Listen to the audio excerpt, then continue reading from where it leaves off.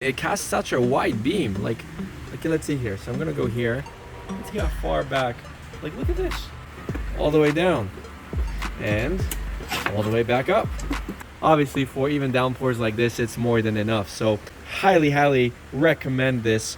We picked up one of these. This is an LED work light. It's 54 watts, so it pumps out a pretty good amount of light, and it's going to help me continue renovating into the evening. And let's check out and see if I can actually cut and stain.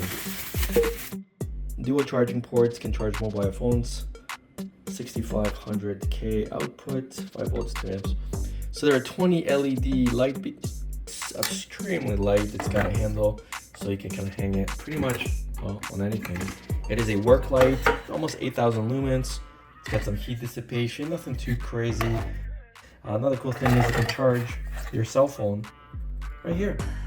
The standard one does not come with a battery, but the cool thing is if you have the wall batteries, they will work with this flashlight.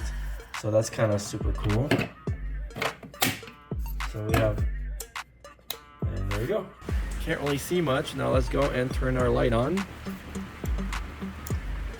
And there we go.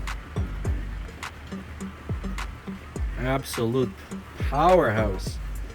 Pretty much see anything. So if you want to take this out camping or hiking, it is ultra light. It obviously works with other batteries as well. They're very similar. You can get these generic batteries on Amazon quite inexpensively, but I mean, it casts such a wide beam. Like let's see here. So I'm gonna go here. Let's see how far back. Like, look at this. All the way here. We can see it. Unbelievable. It's bonkers. And like I said, we can hang this, say, on our chair.